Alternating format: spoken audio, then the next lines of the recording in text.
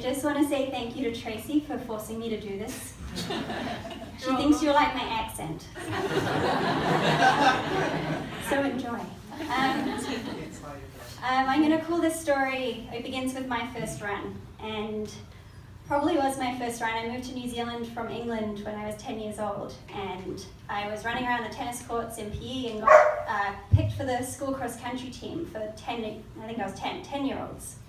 And my dad was like, hey, I ran steeplechase in high school. I'm going to take you for a run. You need to train for this cross-country race.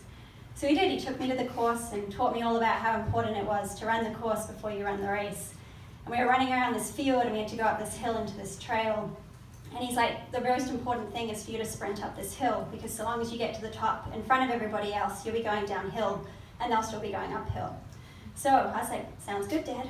And at this point also, I want to admit that I was this little 10-year-old with very long legs, and he was sort of 40-year-old, hadn't run probably in 20 years at that point, sort of on the ground like this. And we get to the cross-country race, and I lined up, and I was swimming at the time, and one of the girls from my swim team, who was the best swimmer in our town in New Zealand, was there as well. And I was like, well, she kicks my ass at swimming, I need to prove that I can beat her at running.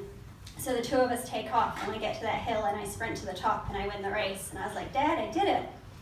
And that was the start of me and my dad's journey together.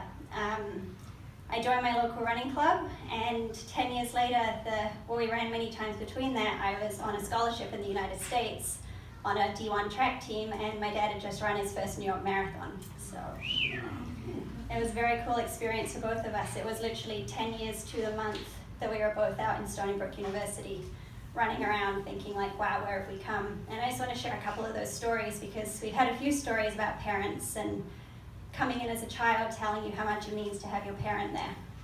So after that first run when I was 10, I ran obviously many times since then, and he would always take me to my races. My mum went to the swim meets with my sister, my dad took me to the running meets, and eventually I got too old and too cool for Dad to come with me, and I traveled with the team and was going up to New Zealand track and field champs and running the 3,000 meters.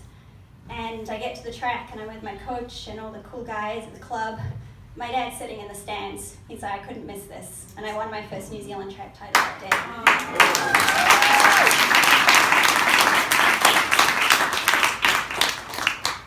Fast forward a few years later, my junior year at Stony Brook, I believe, and made it to the first round of NCAA regionals, and my parents traveled both together to Indiana to watch me race, which is a long way from New Zealand and very different to New Zealand as well.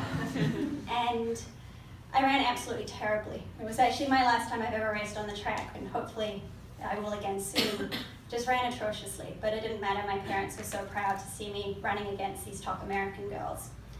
And we went out for dinner, and my dad went home to New Zealand, my mum came back to New York with me, and she told me, Hayley, we need to talk, your father and I have split up.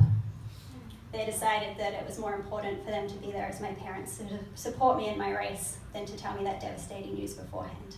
And for that, I will be forever grateful. 6 months later, I'm in my last season at Stony Brook. I was on a New Zealand time clock, so I finished with cross country. And my coach and I had decided after they'd split up that their most important thing to them was me running well. So I wasn't going to go home that summer. I was going to train. I was going to make NCAAs. I was going to become an All-American. And then they decided I made NCAAs. So my parents, if those of you who don't know, there's 10 days between regionals and actually the race. They booked their flights. They came back to Indiana because apparently there's nowhere else to race.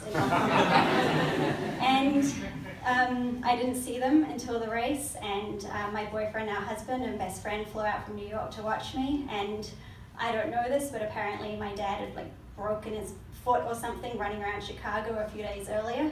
And he sprinted around that course in Terre Haute, and he was the first one at the finish line pushing my boyfriend out the way.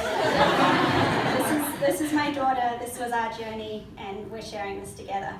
And that was our story. And every time I go home, my dad and I go for a run. Every time he comes to visit, we go for a run. I've taken him up and down the Charles. He wanted to do the steps at Harvard Stadium for some crazy reason. And I went home for the first time in 2 years recently, and I was very sick, but we still went for our run together.